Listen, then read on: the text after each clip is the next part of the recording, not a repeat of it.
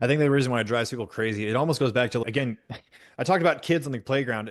Kids that are bullies, the only reason why they continue bullying is because they get a rise out of the child. If the child just doesn't react, the bully has nothing to go off of. And so it's kind of the same thing here. If you're not giving them anything to go off of, they go crazy over it. So I might be pulling back the curtain too much on how your business runs, but you talked about how you make content not really worried about how viral it's going to go, how much engagement it's going to get. You just make just good content. And you said that you don't necessarily, if something pops off, you don't necessarily try to make more of that. In the social media game, at least if your business is primarily organic, it grows when you're repeating the pattern. So, do you is your business more focus? I guess how is your business growth occurring? Is it through organic? Is it through ads? Like, how would you say like your business is growing the most? It's organic. What I can tell you is that I have found there not to be a great correlation between periods that we're killing it on social media Mm, and basically our actual revenue. Keep in mind that our product is what I would say would be a premium product aimed towards basically mostly coaches and right. more people that are very serious about this. They care about the nuances. It's a smaller niche. If I'm actually trying to create a following of that niche, it's never going to be the same size as somebody that's trying to hit a much broader audience.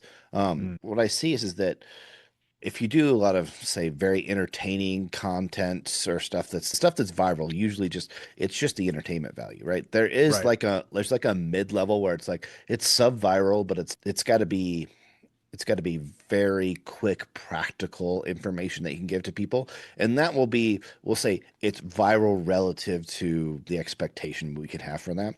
And I think you can learn things about how to be efficient with delivery and stuff and basically maximize the reach of that content.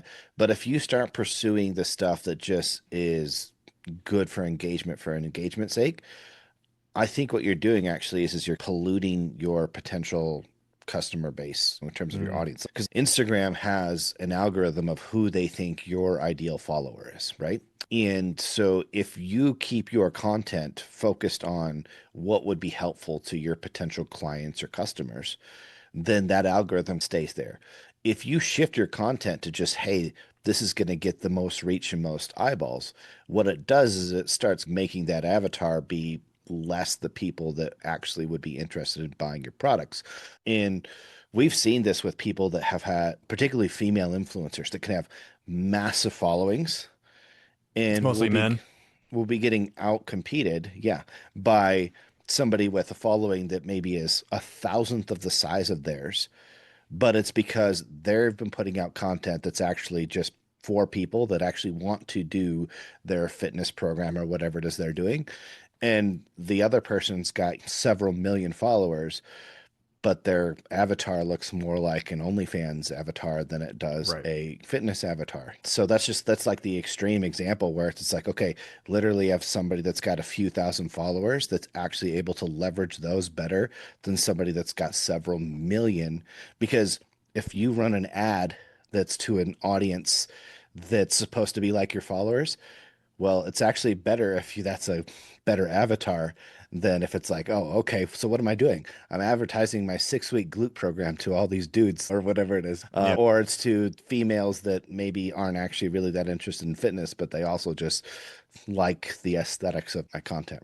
And I think Yeah. that's why you see so many people resort to just doing low ticket items and sponsored clothing and whatever because basically it's like all right they have to start promoting things that are just like okay these are just general things that could apply to anybody because their audience is not really based around the product that they otherwise would want to offer, right? Yeah. It's not based around their skill set, it's based around their assets. Yeah. I just saw a another big fitness influencer. You probably know him. He gets millions of views on his content. He's been getting millions of views on his content for the last year, but recently he's made a shift because of the exact point that you just mentioned that his viral stuff reaches millions of people, but it's not helping anybody. And so he's recently shifted his content to be more focused on who he wants to actually help. His engagement has dive bombed. He's not getting nearly the amount of views, but he's actually helping more people. He's actually making more money that way. Yeah, so I think you're right that a lot of people get mixed up in the wrong metrics, and it turns into almost like a game of ego. Like I might be making some rash assumptions, but making viral content for the sake of viral content is more of trying to stroke your own ego as opposed to actually trying to help other people. I don't know. Yeah. If you had learned a little bit of business and then you were to look and you actually looked at the metrics of like your business versus social media, like it would become very apparent to you.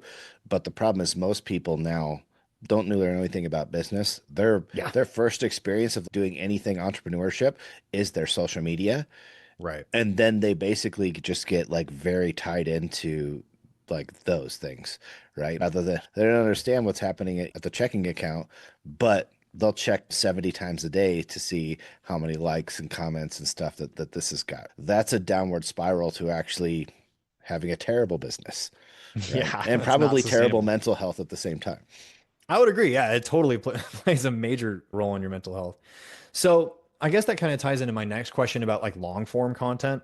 So what pops off the most, what gets the most views clearly is short form content, the 60-second high value, like just grabbing people's attention, almost like brain rot content. Do you still think that there is a place for long form content? And do you think it has any place on like these short form platforms like Instagram or TikTok?